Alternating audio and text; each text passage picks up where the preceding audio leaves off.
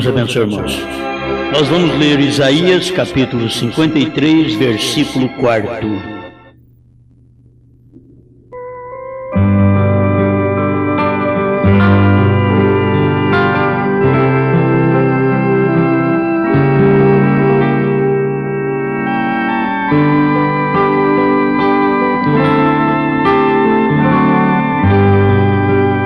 Verdadeiramente, Ele tomou sobre si as nossas enfermidades e as nossas dores levou sobre si, e nós o reputamos por aflito, ferido de Deus e oprimido.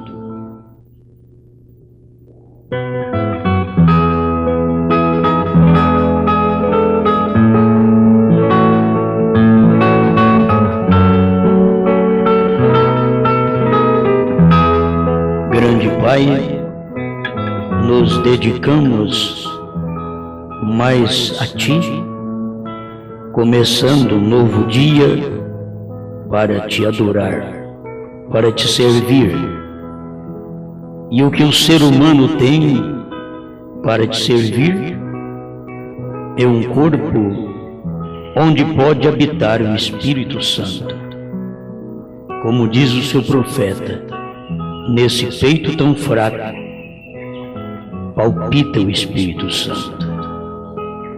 Estamos certos disto, Senhor, que em cada fraqueza, o Espírito Santo está ali por trás para ajudar, para operar, para fazer sua obra.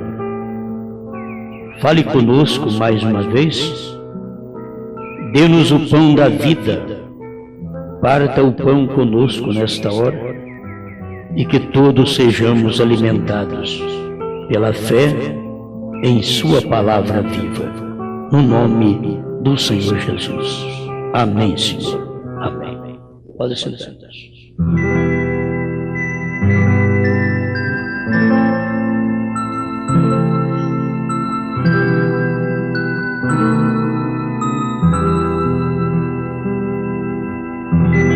Ferido por Deus.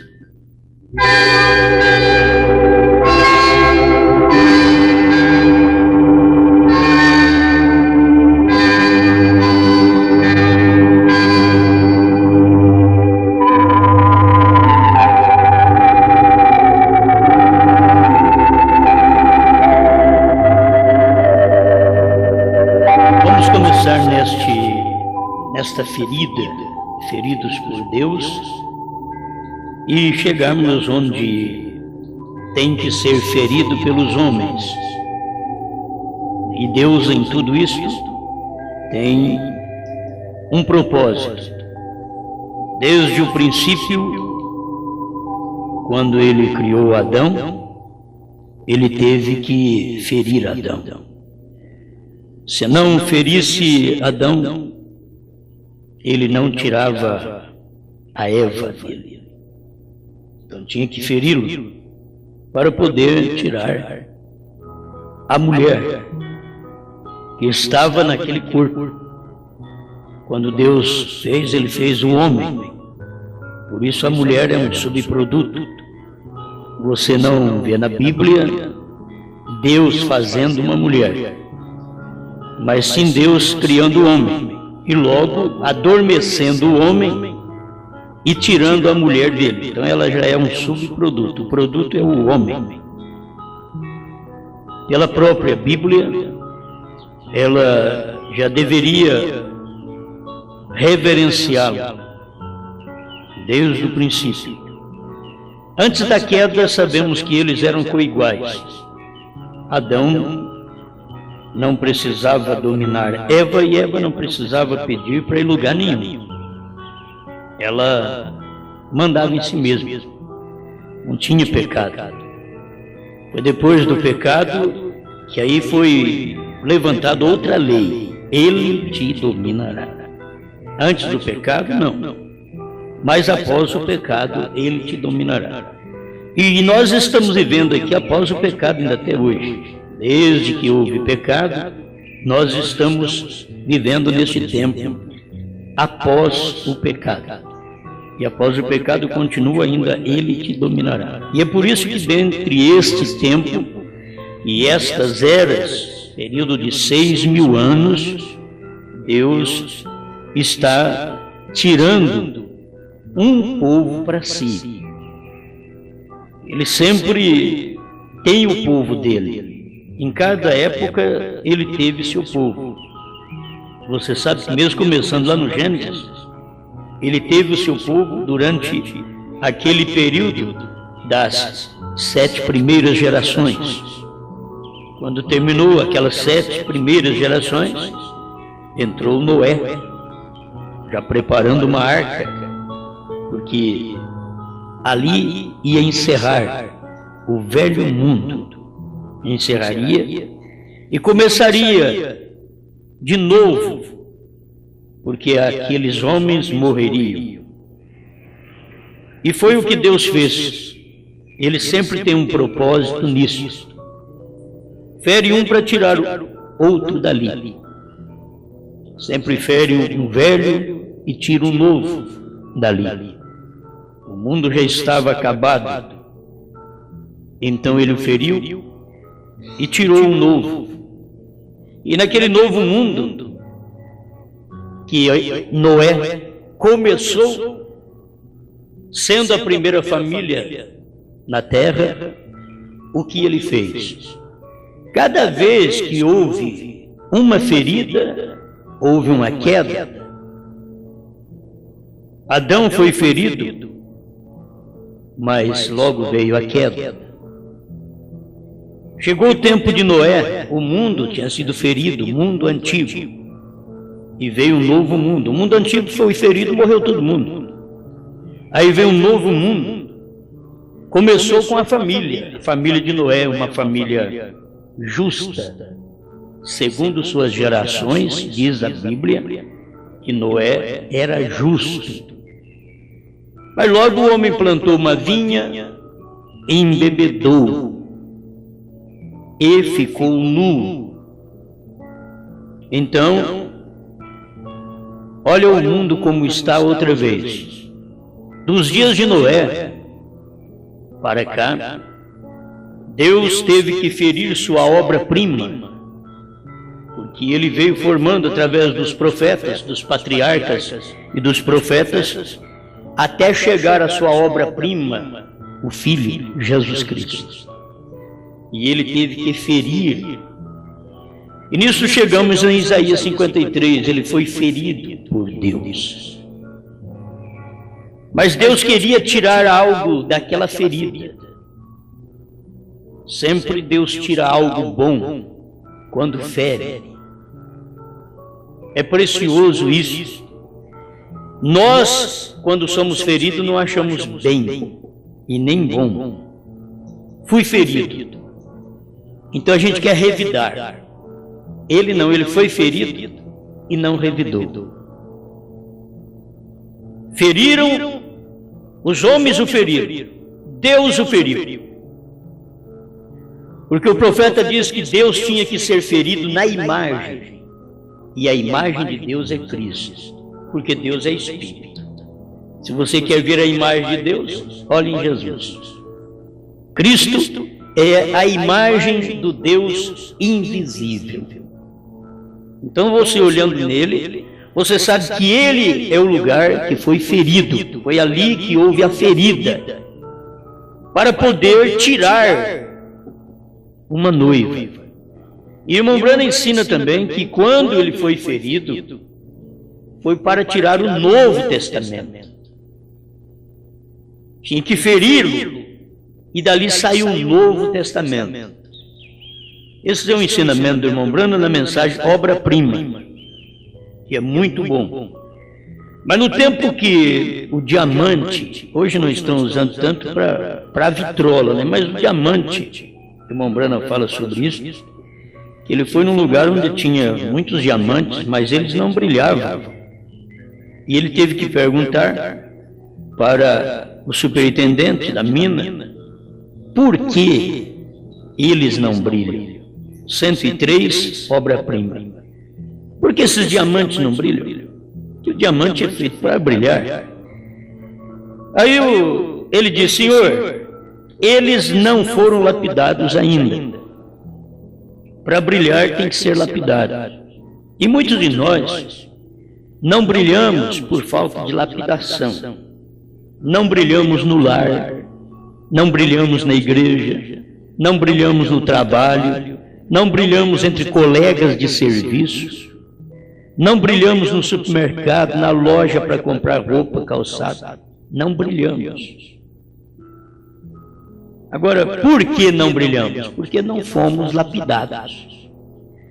E quando a gente não é lapidado, então a gente quer viver igual aos outros, agir igual aos outros, vestir igual aos outros, andar igual ao mundo, porque não é lapidado. Mas quando Deus começa a te lapidar, aí já começa a tirar o seu desejo das coisas do mundo. Você não tem vontade daquelas coisas do mundo, porque Deus está te lapidando. E lapidando você começa a brilhar. Porque aquela crosta suja que está sobre mim, sobre você, não deixa nós brilhar. Somos um diamante. Você diz: não sou nada, mas somos um diamante. Mas não podemos brilhar porque temos sujeira sobre nós. Tira aquela sujeira, lapida-nos. E nós começamos a brilhar. Aí a mulher vai brilhar como uma cristã. Ela não vai pôr uma calça comprida porque aquilo é de homem. Ela sabe que Deuteronômio 22:5 diz que é uma abominação a Deus a mulher usar uma roupa de homem. Agora você vai e pergunta para o William Branham o que é abominação. Ele diz numa mensagem, ele diz: é um sanitário desaciado. É uma abominação a Deus uma mulher usar calça esporte. Mas a mulher que não é de Deus, ela não está importando com isso. Ela vai e põe. A Bíblia diz que é para ela usar sua roupa como as santas mulheres. Ela vai procurar como Sara vestiu. Agora procura como Jezabel, que pintou em volta dos olhos para ver o profeta Jeú, para ver se conquistava o profeta Jeú. Ela pintou em volta dos olhos e estava procurando conquistar o profeta. E ela acabou sendo comida de cães. Então, o bom é ser lapidado, não é ser diamante, é ser lapidado. E se você é um diamante, mas não está mostrando nenhum brilho, que adianta? Eu sou cristão. É cristão, mas não mostra nada de Cristo. É um cristão encoberto pela sujeira, pelo pecado? Não. Você só é cristão quando você brilha. Você só é cristão quando ele entra na imagem. Ele fere a imagem. Então o irmão Branham estava conversando com esse superintendente da mina e perguntou por que eles não brilham. Disse: senhor, porque eles não foram lapidados ainda. Eles devem ser lapidados. A igreja tem que ser lapidada. Uma igreja que não escuta as coisas que a lapida, tem que ter um material para lapidar. Então, quando eles forem lapidados, então refletirão a luz. Aí está você, diz o profeta. Quando for lapidado, aí reflete luz. Você quer cobri-lo, ele reflete luz. Aí você pega um pedacinho daquilo que usava antigamente, 105, da obra-prima. A obra-prima deve ser talhada. Observe, lapidado para quê? É o pedaço talhado? Não. O pedaço que é tirado é para fazer agulhas de vitrola. Hoje já nem usa mais. Ninguém quer mais agulha de vitrola. Tudo agora é moderno. Mas o irmão Branham está mostrando que até um pedaço tirado se usava. Aproveitava aquele pedacinho, aquela lasquinha talhada, fazia uma agulha. Hoje eu não sei mais o que faz. Já mudou tanta coisa, porque hoje já não é disco mais, já não é mais o diamante que passa em cima do disco, agora é o leitor óptico, e eu não sei mesmo do que é feito. Então não posso falar daqui que eu não sei. Mas vamos falar do antigo aqui que o profeta falou, que era do tempo dele. E a agulha da vitrola é colocada sobre um disco que é uma música invisível para o mundo. Mas a agulha é para é o que traz isso, quer dizer, aquilo está invisível, mas ao encostar a agulha, naquele disco, então traz o invisível a ser visível. Ah, tem coisa ali. Você olha e não vê nada, mas quando encosta um diamante que já foi lapidado, e é aquele pedacinho só, mas ele dá conta de ler o que está ali. Ele lê aquilo e diz a música, o som, a letra. Ele fala. Olha, é aquele pedacinho talhado, mas agora fala. É só encostar onde tem voz. Deus fala, mas se encosta em mim, não tem a voz, não tem a gravação dele, não tem a música dele, não tem o som dele. Porque o mundo canta rock? É porque o diamante passa em cima deles, e o que está neles é rock, e é o que sai pela boca, é do mundo.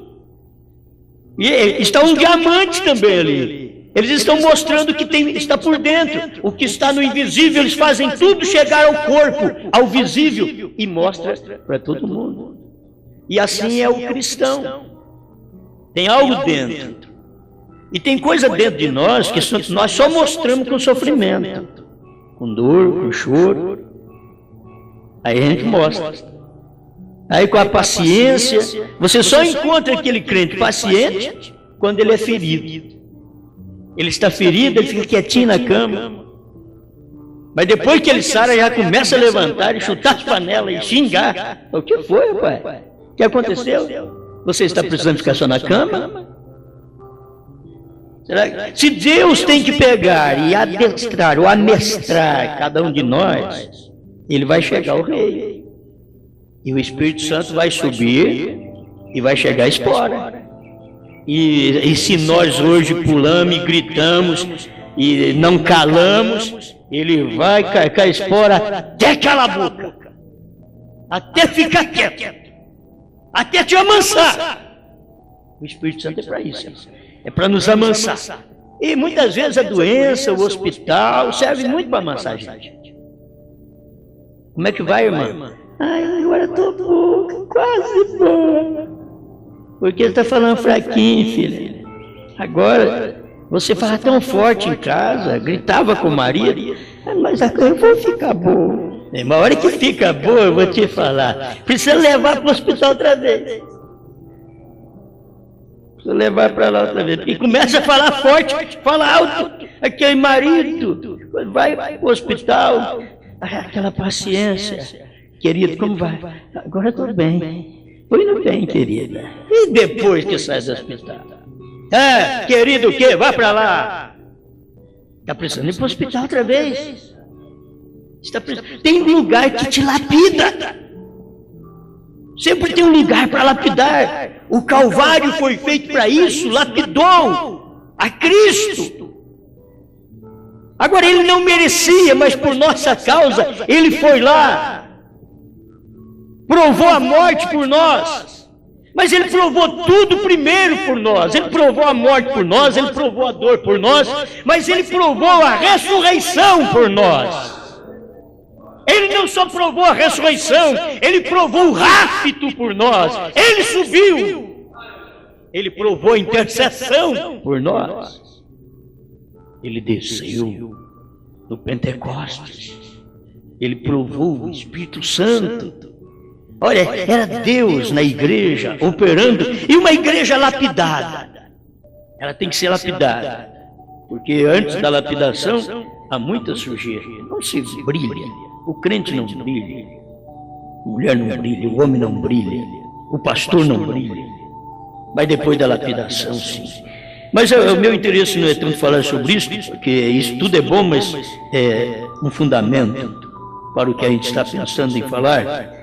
O irmão Branham vem no 106 da obra-prima e diz: sua vida é igual a todas as pessoas. Sua vida é igual a todas as pessoas. A Deus agradou feri-lo. Então Isaías diz: ele foi ferido. Deus feriu. Mas tinha que tirar alguma coisa dali. Você sabe que aonde há uma ferida, Deus está tirando algo dali. Quando ele feriu, o irmão Branham mostra aqui, ó. A Deus se agradou feri-lo. E agora, por que ele o feriu? Pela mesma causa que ele teve que ferir Adão. Ele feriu Adão para tirar a Eva. Aí logo ele feriu Cristo para tirar a noiva.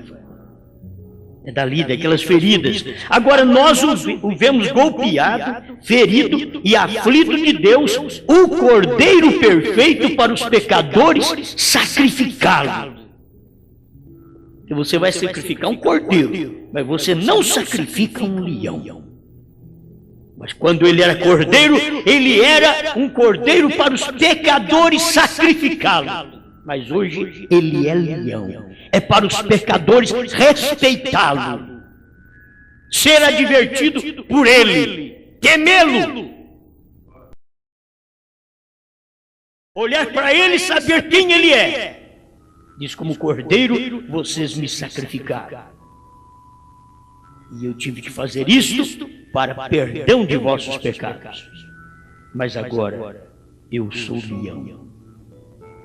Eu fico pensando quando é que os crentes da mensagem vai crer que Jesus Cristo é leão. Ele diz: não, é depois do arrebatamento. Quer dizer, depois do arrebatamento que ele vai ser leão, para quê? Depois do arrebatamento. Sendo que ele é o leão, diz o profeta, para revelar a palavra. Como cordeiro ele abriu, mas como leão ele revela o que foi aberto durante 7 eras da igreja, em acontecimentos, e na 7ª era da igreja, então vem o cordeiro, toma o livro, converte em leão e nos dá estes mistérios em revelação. Amém? Mas precisa tomar esse grupo de gente que ele trabalha neles e vai cortando, tirando a sujeira para que possamos brilhar. Mas somos feridos. Temos alguma coisa de ser ferido. É a mensagem, a visão da noiva, que é da obra-prima. São parágrafos tirados. Mas eu não sei onde está esse parágrafo. Mas está dentro da obra-prima. Mas foi mais fácil para mim, porque tem essa mensagem aqui. Malaquias 4, a página 30. Ele diz: é para restaurar, regressar atrás, a fé original. Ela é ferida e tirada da igreja, do corpo da igreja. Ela, a noiva, é ferida e tirada do corpo da igreja. Ferida com sua obra-prima e com o mesmo propósito. Ela é a palavra. Porque o que é tirado do diamante é diamante. É uma lasquinha que foi tirado, talhado do diamante. Mas aquele pedacinho, aquela lasquinha é diamante. Então nós fomos tirados da palavra. A palavra é Cristo. E ele foi ferido para sair dali uma lasca. Para sair dali a esposa. Ela é a palavra. Como ele é a palavra. Amém? Ele é o diamante e ela foi tirada dali. Amém. Ela é ferida e tirada da igreja, do corpo da igreja. Aí tem outra coisa. Eu quero ver várias aplicações que eu pensei aqui e que tenho que apresentar a vocês. Desde o princípio, quem foi que feriu Israel? Foi Faraó. Foi o Egito. Ele feriu Israel. Mas com aquele ferimento a Israel, de bater, surrar, castigar Israel, então saiu dali de Israel um povo, uma nação. Eles apanharam lá dentro, mas eles saíram uma nação. Foi ferido dentro do Egito, onde eles moravam, onde eles viviam, foram escravizados, mas daqui a pouco eles saíram dali, uma nação que, para frente, por onde eles passavam, eles tinham medo. Os parentes de Israel tinham medo de Israel. Os parentes tinham medo. Os primos tinham medo de Israel. Aqueles que vieram de Ló, eles tinham medo de Israel. Eles não queriam nem que Israel passasse por sua terra. Eles eram primos. Israel tinha primo justo, que era a família de Ló. Mas aqueles primos justos não tinham semente. Israel tinha semente. Carregou em seus lombos aquela semente, prosseguiu com aquela semente. E as nações temiam a Israel, porque sabia que Deus estava na imagem. Em Israel, Deus estava neles. A imagem, irmãos, não é pedra, não é ouro. A imagem é um ser humano. A imagem que refletiu Deus, Cristo, ser humano. Deus feito carne. Esta é a imagem. E quando Deus entrou naquela imagem, ela falou.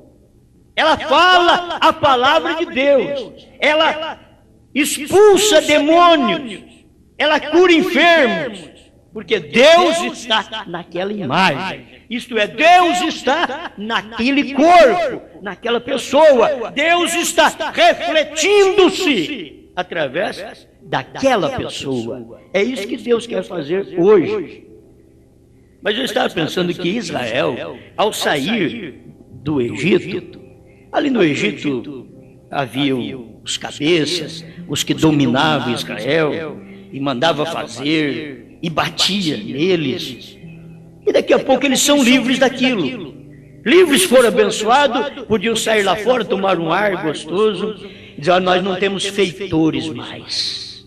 Não temos ninguém para nos feitorar, para dizer: faça isso, faça aquilo. E chegar o rei. Não, eles não tinham mais. Eles não tinham ninguém para gritar com eles, para dominá-los. Mas eles precisavam prestar atenção a uma coisa. Eles não tinham feitores. Eles não tinham chicote no lombo. Mas eles tinham um profeta.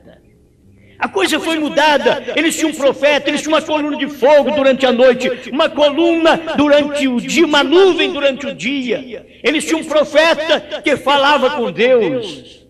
Tudo agora era trabalhado na suavidade. Mas você pensa que Israel aprendeu? Não.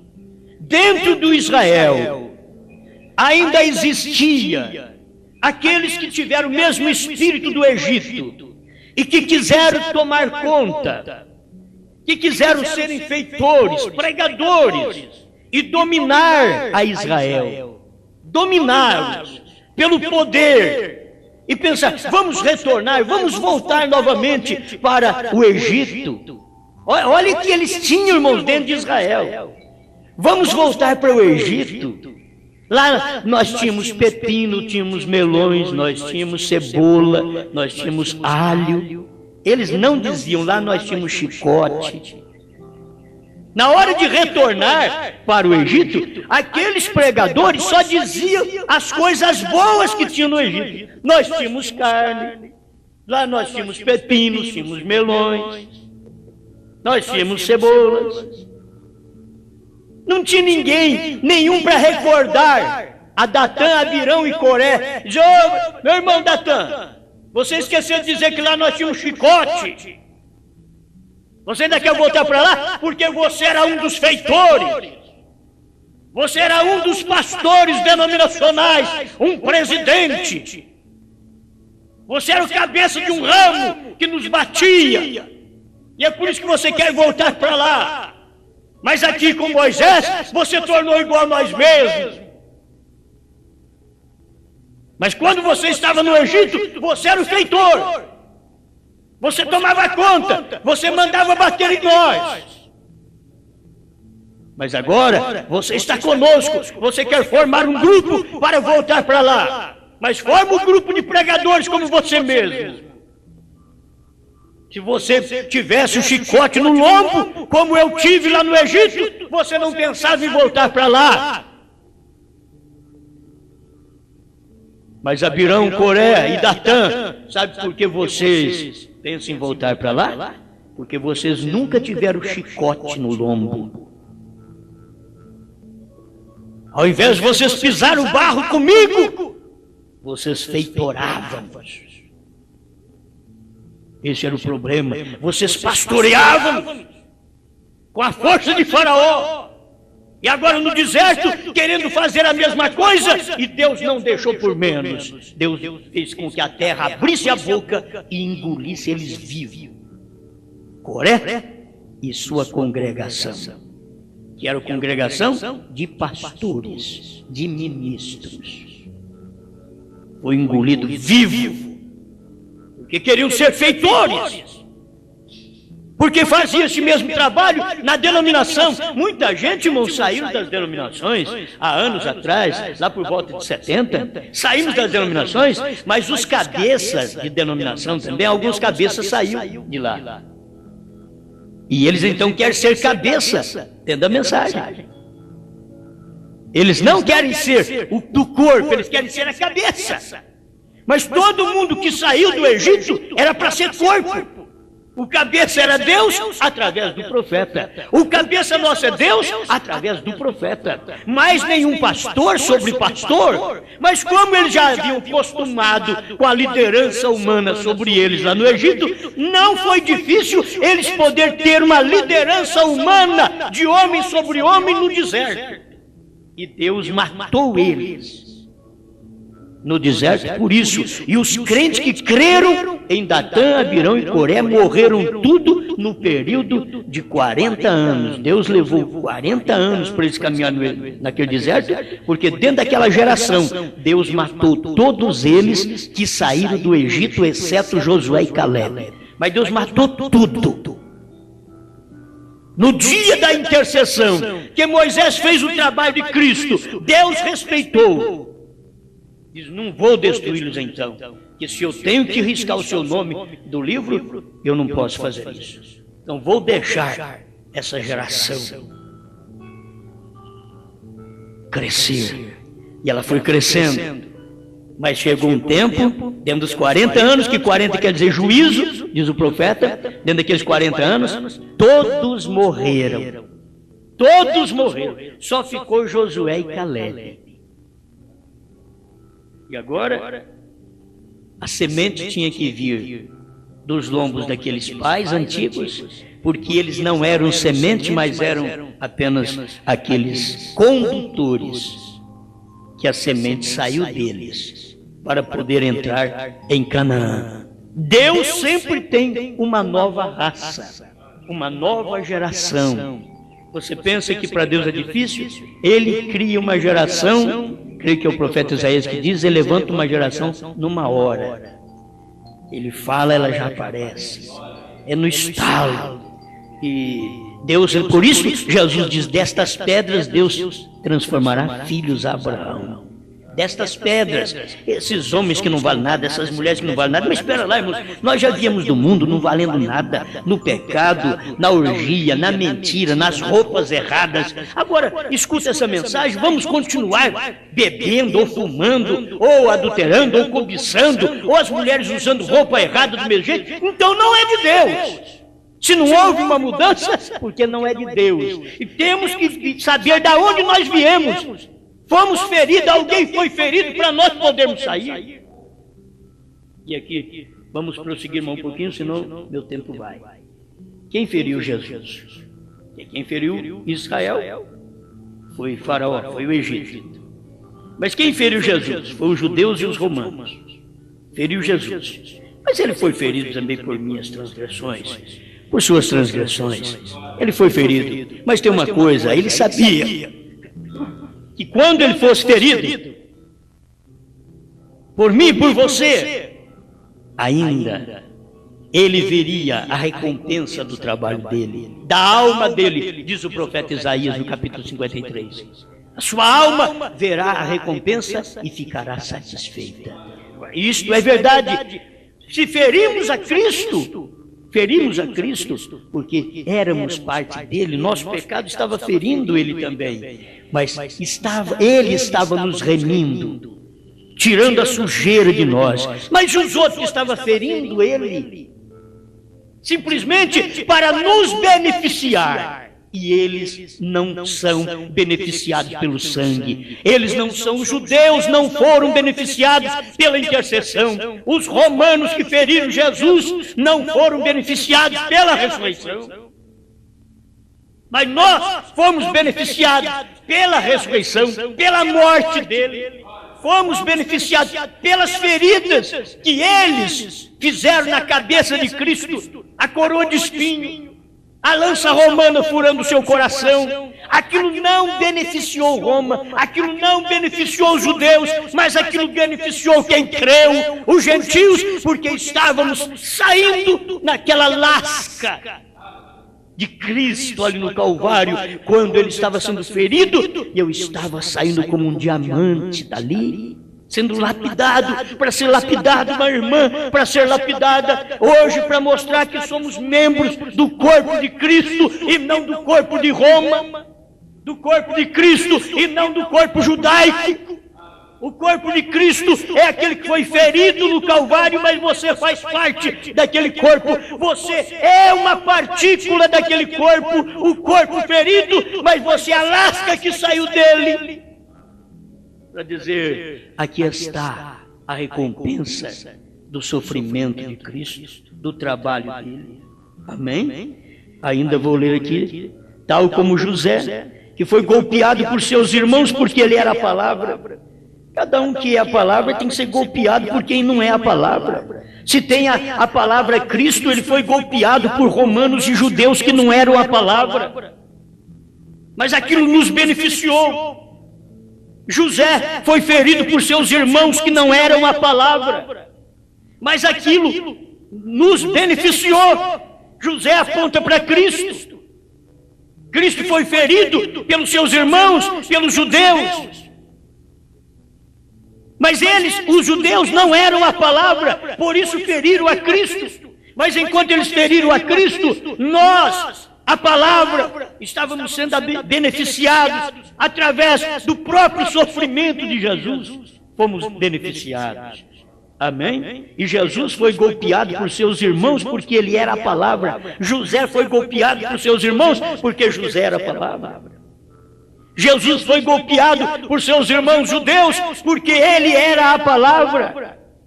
A igreja, a noiva, é tirada da igreja porque ela é a palavra. A noiva ela é golpeada pela igreja. Agora você vai ver onde está a igreja. No tempo do irmão Branham, a igreja era todas as denominações daquele dia. Era a igreja golpeando Cristo. Aonde Cristo estava? Em William Branham. Cristo foi crucificado pela segunda vez, diz o irmão Branham, em 1963, naquela mensagem, Eu Acuso Esta Geração. Ele diz, Cristo foi morto, ferido outra vez. Em 1963, ele foi crucificado. Agora, Cristo que é? A palavra estava sendo pregada por quem? Pelo profeta. Rejeitada por quem? Pelos próprios pentecostais, que eram os irmãos, que deveriam crer. Quem foi que feriu a Jesus? Os judeus, que deveriam crer em Jesus, feriram Jesus. Quem foi que feriu a mensagem dos selos, a revelação dos selos? Não foram os pentecostais. Quem feriu a mensagem dos selos é o povo da mensagem. É a igreja da mensagem que fere a noiva. É a igreja ferindo a noiva. Por isso, a igreja, ao ferir a noiva sai dela. Laodiceia feriu Jesus, ele saiu dela. Foi Laodiceia ferindo Jesus. E ele teve que deixar da era de Laodiceia e ficar batendo na porta para ver se eu e você escutasse. E nós ouvimos sua voz. Amém? Nós ouvimos, nós saímos. Isso daqui é muito importante. Ele diz a palavra vivendo em ação. A noiva Bíblia, ferida e aflita de Deus. Tem coisas que Deus permite hoje. Você pensa que não, Deus permite. Houve uma ferida para a noiva, foi quando Deus levou o profeta. Mas se Deus não leva o profeta, não sai a noiva. Ele tem que ferir a palavra do dia, para sair uma lasca daquela palavra, a noiva. Porque William Branham não era a palavra, que Cristo é que é a palavra em William Branham. Entende? Cristo, a palavra no profeta. Então, quando você é formado, você não é formado do corpo natural de William Branham, mas do espiritual, da palavra que formou o profeta do dia, com Malaquias 4, com Apocalipse 10, de 1 a 7, e com Mateus 17, 11, com Atos 3, 19 a 21, com Zacarias 14, versos 6 e 7. Então, estava formando o corpo, e que foi ferido, e dali saiu o ministério da noiva. Aí perguntaram para ele: terá a noiva um ministério nos últimos dias? Ele disse: sim, é o ministério da hora. Mas ele não podia dizer: eu vou ser ferido, e vou ter que partir. E aí sai a noiva dos 7 selos, dos 7 trovões. É dali, é do lugar que sempre as pessoas não reconhecem e rejeitam. Rejeitaram José porque ele era espiritual, rejeitaram Jesus porque era espiritual, mataram Joana d'Arc, diz o profeta, porque ela era espiritual. Sempre eles confundem o espiritual com feiticeiro, com demônio. Eles confundem, e logo eles aceitam os demônios, e não percebem que os demônios que eles estão recebendo em seu meio é que aquilo aqui é Beuzebu, e eles chamam aquilo de Deus, eles chamam aquilo da palavra, e aquilo não é a palavra. A palavra sempre ela está de acordo com a palavra. O crente que não está de acordo com a escritura do dia, ele não é a palavra do dia. Você tem que estar de acordo com a palavra do dia, a escritura do dia. E o que cumpre hoje é tão claro. Lucas 17, 26 a 30, os dias do Filho do Homem, está aqui. Porque os dias de Noé está aí na rua, os dias de Ló está aí na rua, está dentro da igreja. Então os dias do Filho do Homem também está aqui. Agora, o eleito do dia, ele toma aquela palavra, porque ele sabe que isto vai fazer dele aquilo que Cristo fez de Eva, fez da igreja primitiva, e está fazendo dessa noiva do último dia. Esta daqui, ela é especial. Ela é esposa do Cordeiro. Ela é esposa de quem o remiu. Por que a esposa do Cordeiro? Porque quem remiu essa esposa foi o Cordeiro. O leão só veio revelar. Mas sendo que ele é Cordeiro, ele é filho, ele é leão, ele é pai, ele é filho, ele é Espírito Santo, ele é o mesmo. Mas aqui dá um título para ele: a esposa do Cordeiro, porque ela é a esposa do remidor, daquele que deu a vida, daquele que a comprou, daquele que ela saiu dele como uma lasca. E se ele é o Cordeiro, ela também o é. Se ele é a palavra, ela também o é. Se ele é leão, ela também o é. Porque fazemos parte dele. Amém. Glória a Deus. Essas coisas, eu creio que todas elas são boas e alimentam. Irmão Branham continua dizendo que ela foi lançada fora da era de Laodiceia, onde ela foi levantada. É provável que é o parágrafo 161. É por aí que estávamos lendo. Esse parágrafo, aí eu lembro que ele é 161 da obra-prima. Muito bem, essa mensagem aqui, obra-prima 108, presta atenção, vou prosseguir aqui no 108. Agora, por aproximadamente 2000 anos, Deus tem feito outra vez dele uma obra-prima. Porque ele o golpeou para tirar um pedaço dele, parte dele, uma costela para fazer para ele uma esposa. E agora ele tirou um pedaço fora daquela obra-prima que ele feriu no Calvário. E esse pedaço fora é o Novo Testamento. Olha o que o irmão Branham disse. E esse pedaço foi justamente o Novo Testamento. Isso é tudo. E eu quero que você entenda que o Novo Testamento é a esposa de Cristo. O Novo Testamento. Porque foi tirada dele. Foi tirado dele, essa é a esposa dele. E o irmão Branham diz, isso é tudo. Ele cumpre o Velho Testamento. Agora o Novo Testamento é outra parte para ser cumprida. Vejam, o Novo Testamento e o Velho Testamento são marido e esposa. Vem? Agora, se vocês notarem, o Velho Testamento e o Novo Testamento, eles não brigam. Mas tem que ter luz para entender o que o Velho Testamento diz e o que o Novo Testamento diz. Tem que ter luz, senão você não entende. Isto é, o que o esposo e a esposa conversam. O esposo no Velho Testamento, o sábado era o descanso de um dia. A esposa no Novo Testamento, o sábado é uma eternidade, é o descanso da alma. Aquilo somente era uma sombra. Velho Testamento é uma sombra do real. Você quer ver o esposo? Olhe em mim. Quem me vê a mim, vê o pai, vê o esposo. É isso que o Velho Testamento é sombra. Você quer ver o que é o Velho Testamento? Olhe no Novo. Olhe no Novo Testamento, tudo que foi falado no Velho Testamento era uma sombra, era uma prefigura da figura que é o Novo Testamento. Aí você olha no Novo Testamento, você vê a imagem. Mas no Velho Testamento, aquilo era uma sombra. Mas quando chega no Novo Testamento, Jesus Cristo é Deus. Tem esse parágrafo, vou ver se vou encontrá-lo aqui, eu acho que é 82. Deixa eu ver se é 82, para eu falar com vocês também.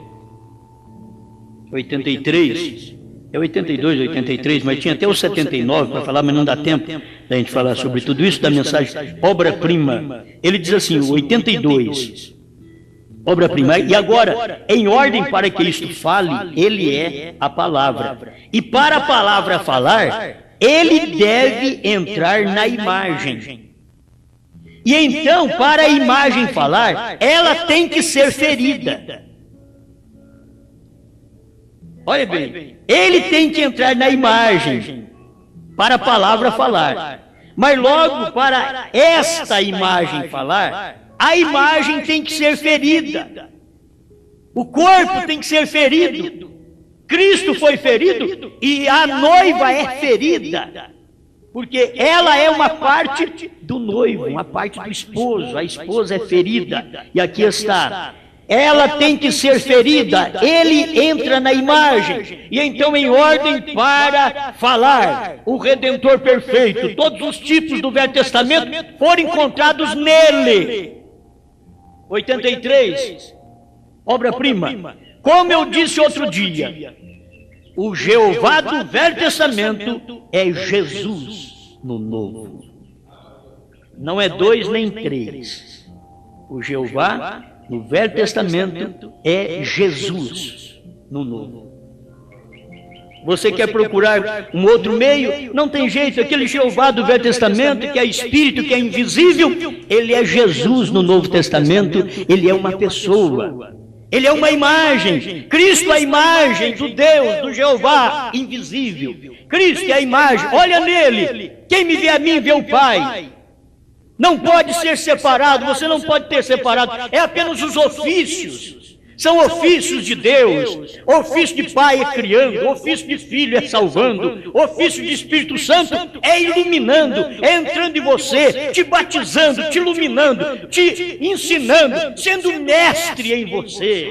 Quando o Espírito Santo vier, ele vos ensinará toda a verdade. Isso é o que é Deus. O que é Deus? Ele é mestre, ele é o Espírito Santo.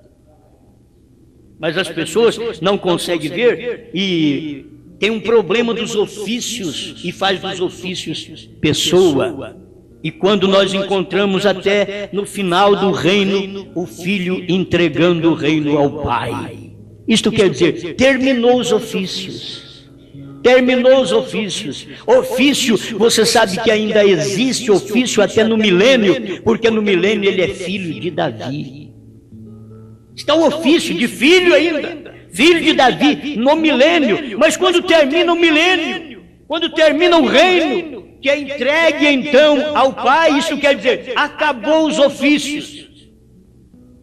Não tem mais ofício na terra de filho, Terminou o ofício de filho, foi para Deus vir com a sua imagem, para mostrar para mim o que ele é. Ele quis provar para mim o que ele é, mas ele tinha que sair fora do que ele era. Ele é espírito, e como espírito eu não o via, eu não falava com ele, eu não sabia sua forma, eu não o apalpava, eu não pegava em sua mão, mas ele dizia: eu serei igual a você. Assim ele criou o homem à imagem dele, porque ele já tinha o homem na sua imagem antes da fundação do mundo, e ele estaria na imagem do homem. Foi por isso que ele fez o homem da forma que o homem é, e Deus veio em carne e foi um homem chamado Jesus, porque era isso que Deus, o Espírito, o Eterno, que não é visto, que não é palpável, tinha em si, na eternidade. Quero ser visto, quero ser palpável. Farei o homem, criarei o homem à minha imagem, que é espírito. Aí depois ele fez o homem do pó, para que um dia ele pudesse vir na imagem do homem e fosse ferido naquela imagem. Deus foi ferido na imagem, que é Cristo, a imagem do Deus invisível, diz a Bíblia. A imagem, você não pode ver Cristo, mas olha na Jesus, a imagem. Cristo é o Espírito Santo. Olhe na imagem, olhe no corpo, olhe Jesus. Quem me vê a mim, vê o Pai.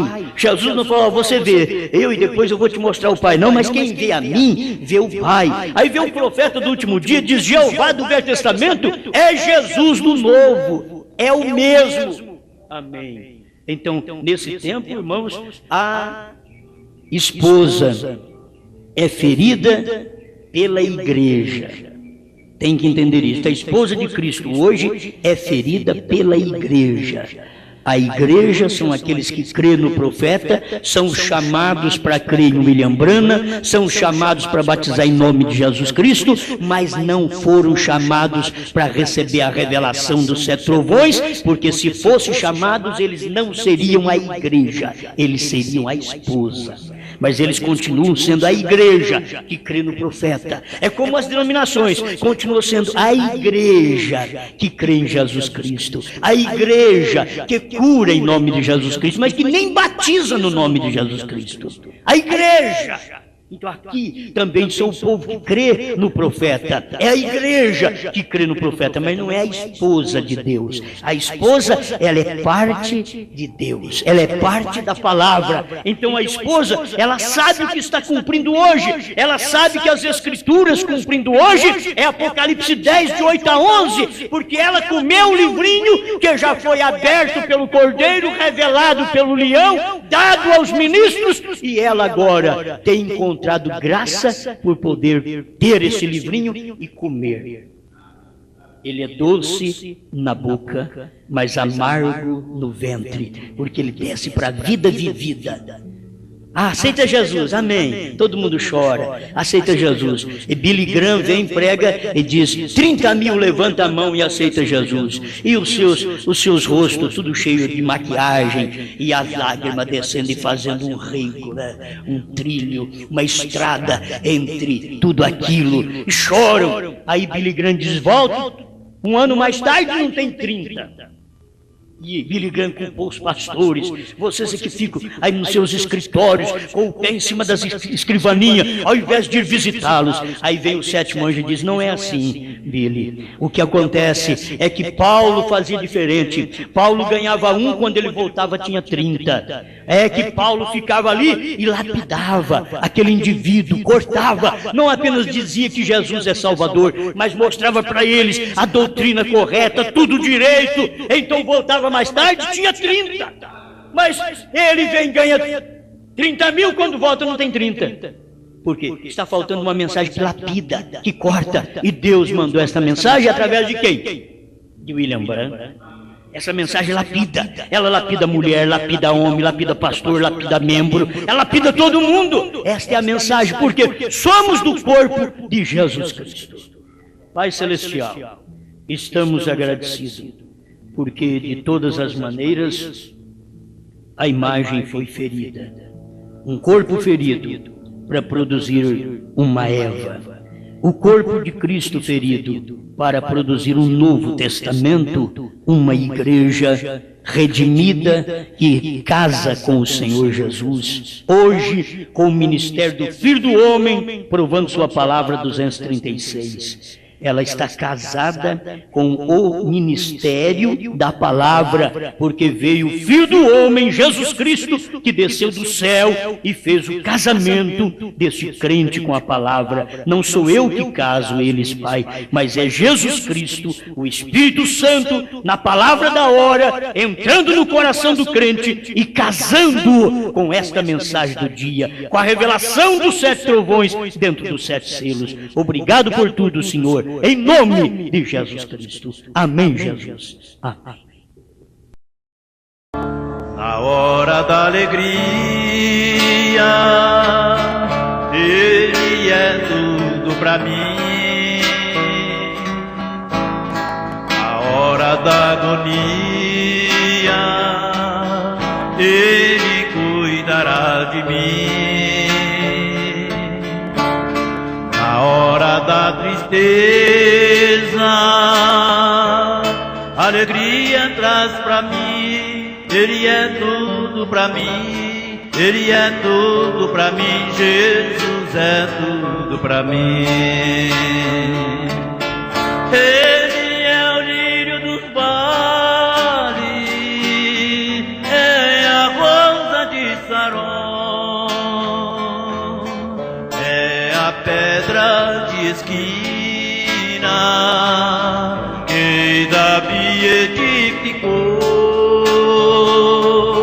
É conselheiro, é Deus forte, é o príncipe da paz.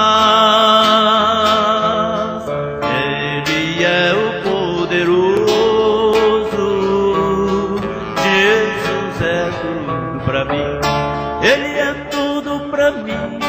Ele é tudo pra mim. Ele é tudo pra mim. Ele é tudo pra mim. Jesus é tudo pra mim.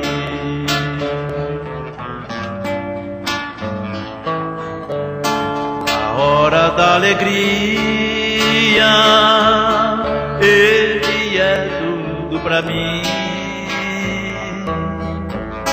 Na hora da agonia, Ele cuidará de mim. Na hora da tristeza, alegria traz pra mim. Ele é tudo pra mim, Ele é tudo pra mim, Jesus é tudo pra mim. Ele é o lírio dos vales, é a rosa de Saron, é a pedra de esquina que Davi edificou.